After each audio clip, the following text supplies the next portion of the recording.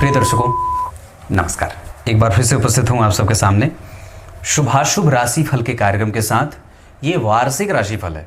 मुझे तो लगा था कि आप लोग देखेंगे ही नहीं, पर आप लोग तो सच में देख रहे हैं और पूछ भी रहे हैं कि पंडित जी सिंह राशि का राशिफल कब आएगा और बाकी के आगे के राशिफल कब आएंगे। बहुत अच्छी बात है, इससे आत्मबल बढ़ता है और कम से कम आप लोगों के लिए काम करने में मन लगता है ना। शुरू करते हैं आज का कार्यक्रम। कहीं नहीं जाना है, बिल्कुल बन के रहिएगा। सिंह राशि से पूर्व अगर आप सिंह राशि के नहीं हैं, मेष राशि के हैं, मेष लग्न के हैं, वृष राशि वृष लग्न के हैं, मिथुन राशि मिथुन लग्न के हैं, कर्क राशि कर्क लग्न के हैं, तो मेरे जो दो बाकी अन्य चैनल हैं, एक राशिफल विद रकुल पाराशर का, आप वहाँ से भी अपनी राशि और लग्न के आधार पे वार्षिक राशिफल देख सकते हैं और इस चैनल पे तो आपको मिल ही रहा है। मैंने इससे पहले आप लोगों को मेष राशि, वृष राशि, मिथुन राशि, कर्क राशि के बारे में पूरे विस्तार से 16-17 मिनट का कार्यक्रम बना करके सभी क्षेत्रों के बारे में विस्तृत जानकारी दे रखी है। 1 जनवरी 2025 से लेकर के 31 दिसंबर 2025 तक ये पूरा वर्ष अंग्रेजी महीने से कैसा रहेगा सिंह राशि सिंह लग्न के जातकों के लिए, इस पे मेहनत करके लेके आया हूँ और मैंने एक एक चीज़ लिखा हुआ है। अगर हो सकेगा तो आप लोग भी लिख लेंगे तो ज़्यादा बेटर रहेगा। शुरू करते हैं। चैत्र शुक्ल प्रतिपदा से तिथि को जो आरंभ माना गया है उसको प्रतिपदा से माना गया है। शुक्ल पक्ष की प्रतिपदा से तिथि का आरंभ माना गया है। वैसे ही संवत्सर का जो आरंभ होता है वो चैत्र माह के शुक्ल पक्ष के प्रतिपदा से होता है। ये पूरा संवत्सर कालयुक्त संवत्सर के नाम से जाना जाएगा। ये सभी राशियों के लिए कैसा रहेगा ये तो जानेंगे, पर साथ ही साथ हमें ये भी समझना चाहिए कि ये विभिन्न ग्रह जो हमसे आसमान में एक दूरी पे बैठे हैं, कभी वो कम हो रहे हैं, नज़दीक आ रहे हैं, कभी दूर जा रहे हैं, तो वो हमें कैसे प्रभावित कर रहे हैं। वार्षिक राशिफल में संपूर्णतया सभी क्षेत्रों को शामिल करने की पूरी कोशिश करूँगा। आइए आरंभ करते हैं। सबसे पहले मैंने जो बातें लिखी हैं वो आपको लिखवा दूँ या बात समझ लेना होगा। सिंह राशि सिंह लग्न के जातकों को यह राशिफल देखना है और इसमें 29 मार्च 2025 को शनिदेव राशि बदलेंगे, अपनी कुंभ राशि को छोड़ करके मीन राशि यानी कि गुरु की गौण राशि में उनका प्रवेश हो जाएगा। मीन राशि में शनिदेव नीचाभिलाषी होते हैं। इसका अर्थ होगा कि ग्रह जब नीचाभिलाषी होता है तो वो परिणाम में कमजोरी देता है और ग्रह जब उच्चाभिलाषी होता है तो उच्च के सदृश परिणाम में लाभ देने वाला होता है। इसका अर्थ होगा कि शनिदेव सम संख्या की राशि में, देवगुरु बृहस्पति की गौण राशि में और यहाँ नीचाभिलाषी होने के कारण ग्रह जो शनि हैं वो कुंभ राशि का फल ज़्यादा करेंगे और मकर राशि का फल कम करेंगे।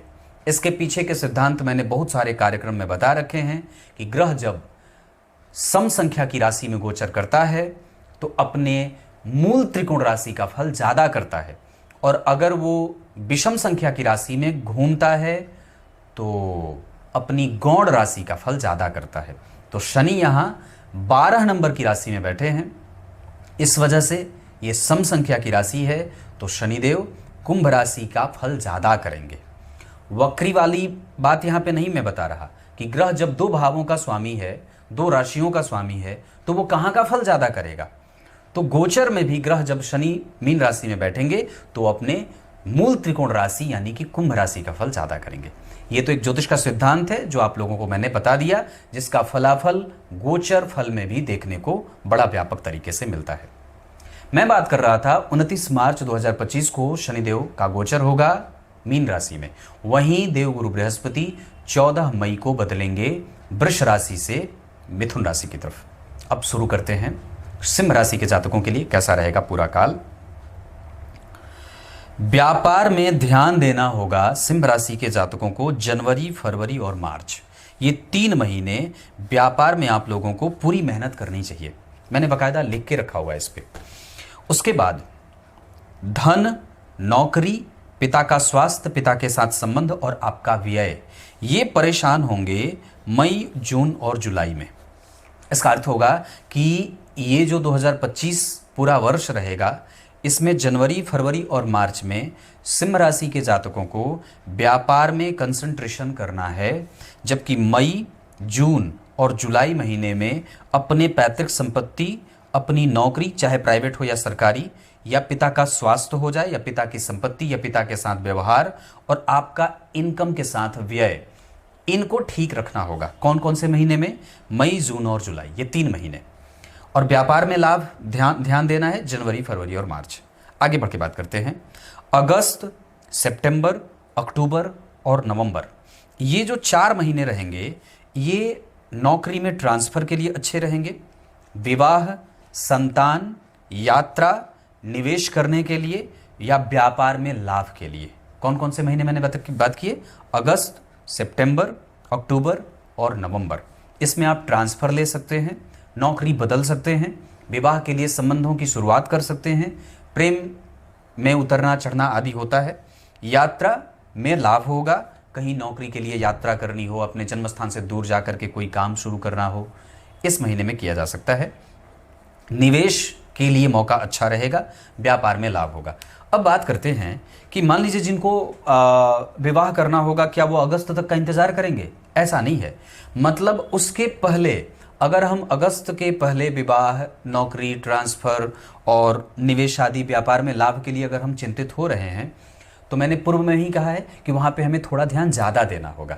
मतलब हम वहाँ पे जब कभी भी कोई निवेश करना हो, कोई डॉक्यूमेंट साइन करनी हो, विवाह के लिए रिश्ते आ रहे हों और यात्रा करनी हो, तो हमें वहाँ पे थोड़ा रिसर्च करना चाहिए, क्योंकि प्रत्येक 12 माह एक राशि के लिए एक जैसे नहीं होते। यहाँ मैं एक ही तरीके से हाँ अच्छा रहेगा ऐसा नहीं कर सकता। एक महीना जो है उसमें सूर्य की भी गति है, उसमें बुध की भी गति है, उसमें सूर्य भी घूम रहे हैं, मंगल भी घूम रहे हैं, गुरु भी घूम रहे हैं। तो महीने महीने के हिसाब से ये पूरा राशिफल तैयार होता है। इस हिसाब से ही मैंने जो आप लोगों को राशिफल पूर्व में भी बताया है, उसमें जनवरी, फरवरी, मार्च, अप्रैल में क्या करना है, मार्च अप्रैल के बाद मई, जून में, ये सब माह के हिसाब से बता रखे हैं।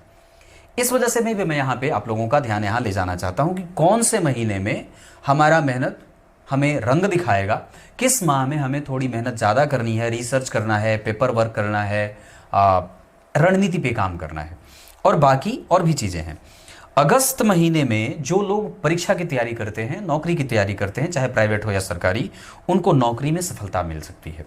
सिंह राशि, सिंह लग्न के जातकों के लिए अक्टूबर का महीना नौकरी देने वाला, नौकरी प्रदायक, लाभ प्राप्त करने वाला, लाभ देने वाला, संचित धन को और भी ज़्यादा वृद्धि में ले जाने वाला, अच्छे लोगों से मैत्री कराने वाला, विवाह, दाम्पत्य, संतान, पुत्र सुख आदि में श्रेष्ठ सफलता के योग प्राप्त करने वाला, ये अक्टूबर का महीना होगा। नवंबर महीने में प्रेम संबंध, दाम्पत्य, संतान, पेट और माता पिता का प्रेम और आपके समाज में प्रतिष्ठा, इन सभी चीज़ों पे हमें सावधानी बरतनी होगी। यहाँ पे हमें इन सभी क्षेत्रों पे थोड़ा ध्यान लगाना होगा। वहाँ पे संतान की तबीयत खराब होती है तो वहाँ तुरंत डॉक्टर को ले जाना होगा, जबकि अगर मई महीने में तबीयत खराब होती है तो हमें उतनी ज़्यादा परेशानी नहीं झेलनी पड़ेगी। जबकि अक्टूबर महीने में मैंने बात कही, अगर संतान को लेकर के दिसंबर महीने में अगर मैंने बात की, संतान को कोई कष्ट होता है तो उसके लिए हमें तुरंत ही एक्टिव होना होगा। वहीं अगस्त के महीने में अगर आप नौकरी को लेकर के बिल्कुल केयरफुल नहीं है तो आपको नौकरी का ये 1 महीना, ये टोटल आपके लिए बड़ा अच्छा बेहतर साबित हो सकता है। मतलब हमें इस पूरे क्रीम टाइम को बेवजह नष्ट नहीं करना है। वहीं मैंने बात कही कि दिसंबर में संतान को लेकर के हमें सीरियस रहना है। वहीं नवंबर में मैंने बात की कि अगर प्रेम संबंध है, कोई प्रेम में हैं आप, तो नवंबर महीने में प्रेम को लेकर के कोई बहुत बड़ा निर्णय लेना हो तो सामने वाले की इच्छाओं को जांचना होगा, उसकी बातों को सुनना होगा, उसको भी समझना होगा। नहीं तो कहीं ऐसा नहीं है कि आप एक तरफा निर्णय लेकर के नवंबर महीने में आप प्रेम से संबंधित अपना नुकसान उठा सकते हैं या उठा लेंगे। तो ये पूरा मैंने माह के हिसाब से बताया। अब बात करते हैं कि पूर्णतया सिंह राशि के जातकों के लिए ये वर्ष कैसा रहने वाला है। सिंह राशि के जातकों के लिए रिसर्च बढ़ेगा। मतलब अगर आप प्रयोगशाला में काम करते हैं, डीप एनालिसिस करते हैं, रिसर्च है, मेडिकल क्षेत्र में हैं, वैज्ञानिक हैं या प्रोफेसर आदि हैं, थीसिस पेपर लिख रहे हैं, तो बहुत अच्छा है। मतलब नौकरी की तैयारी करने वालों के लिए ये वर्ष लगभग अच्छा रहने वाला है। इतना ही नहीं, सिंह राशि के जातकों को आरंभ में मई और जून में बाहरी कंपनी और बाहरी यात्रा, विदेश यात्रा से अगर हो सके तो उसको टाल सकते हैं या उसको थोड़ा डिले कर सकते हैं, या निवेश करने जा रहे हैं तो थोड़ा शांत और सावधानी से निर्णय लेना होगा। वहीं सिंह राशि के जातकों के लिए बड़े छोटे भाई बहन, संतान, कम्युनिकेशन, भाग्य का सुख और लाभ के कई योग, जहां सिंह राशि के जातकों को व्यापार में भी लाभ होने के संकेत मिल रहे हैं पूरे वर्ष।